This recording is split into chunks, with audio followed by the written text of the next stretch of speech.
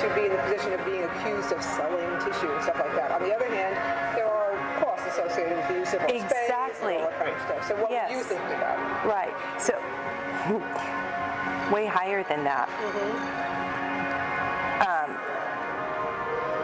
So I'd like to start at around 100.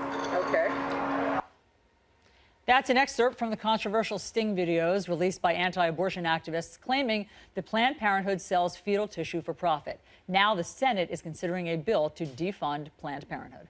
Joining us is Dawn Legans. She is the Executive Vice President at Planned Parenthood Federation of America. Dawn, thanks so much for being on New Day. Good morning. So these videos that have been released, I know that you dispute the premise, obviously, that Planned Parenthood is selling for a profit fetal tissue, but it does sound like in some of these excerpts that they're negotiating. Why are these representatives from Planned Parenthood negotiating? Allison, I think a little context setting is important to start here at 7 a.m. Planned Parenthood for 99 years has been the nation's leading reproductive health care organization. We provide care, birth control, STD testing, cancer screenings, abortion to 2.5 million men and women a year in this country.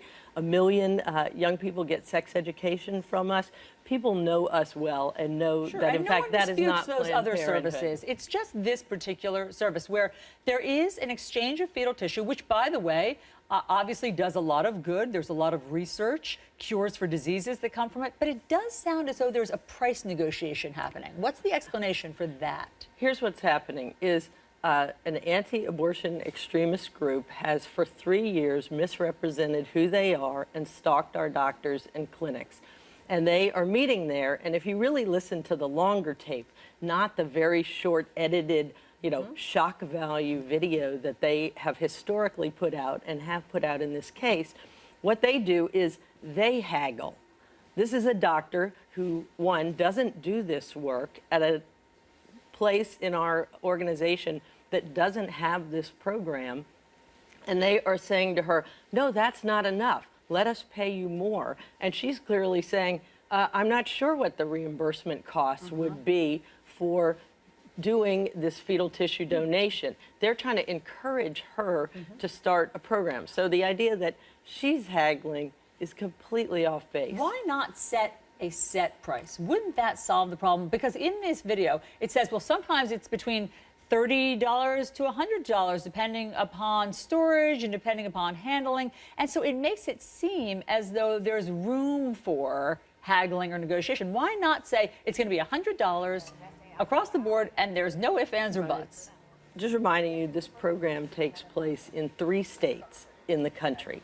And of course, depending on who the research partner is, there are shipping costs, there can be handling costs, we can be talking about different kinds of research. So the cost can, in fact, vary, and that wouldn't be something that a doctor would be the person to decide. That would be somebody in accounting or someone who's in management. So these were not the people who would even know these things. So you say unequivocally, Planned Parenthood does not make a profit on fetal tissue. I say that unequivocally. Planned Parenthood does not make a profit on fetal tissue. Let's talk about that, because some in Congress are trying to defund Planned Parenthood. What they say is, yes, you do provide all of those other services that you've just outlined, but that the money goes into one pot, and that they don't believe that there's a bright line between fundings for abortion and funding for mammograms and birth control.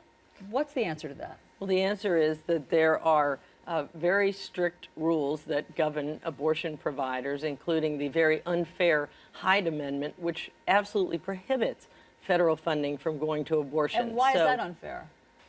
Because poor women are denied abortion care in this country as a result of the Hyde Amendment. But that is the law of the land, and we follow the law of the land at Planned Parenthood in every way. So this is absolutely, when they talk about defunding, Americans need to know what we're talking about is cutting women off of cancer screenings, breast exams, birth control, all STD testing and treatment. Abortion doesn't come into play at all with federal funding. How do you make sure that no federal funds ever go towards abortion? What's the process? There are strict accounting rules in process, as all healthcare providers would follow that rule, not just Planned Parenthood. one of the things that has come out, the critics of Planned Parenthood during all of this, they say that put aside the video, that it's time to take a second look at Planned Parenthood and to reconsider it, because they believe that Planned Parenthood doesn't actually offer women who go in and say that they have an unwanted pregnancy options, that they sort of push women towards abortions, and that they don't present, for instance, lots of literature or answers on adoption. Is it time to provide more adoption options? What I would say is the people who are making those charges have never been to Planned Parenthood, because Planned Parenthood providers, and it is Planned Parenthood's guidelines to absolutely offer each and every woman who comes to Planned Parenthood the full range of options. We're pro-choice. We are for women deciding what's best for them. We trust women. And unlike the people who stand outside of our clinics and shame and harass doctors and women, and unlike these people who spend 3 years stalking doctors, trying to create problems where there aren't any, we are proud of what we do. We are on the side of women. And if you ever come to a Planned Parenthood, which I invite you to do, we would happily show you exactly how that happens. Are you comfortable steering more women towards adoption? We don't steer women. I think that's the key thing. We trust women to make decisions. We want them to have all of the information. I personally know women who have gone to Planned Parenthood and after talking to a counselor or a doctor or one of our staff members actually made a different decision, or have even stepped away and said, I need more time to think about this. That's what Planned Parenthood is. That's why people trust us. We're going to release a poll later this morning at 11:30, where it's going to show that the American people trust Planned Parenthood 2-to-1 over these video fraudsters who have been attacking our services and safe legal abortion in this country, which is their goal.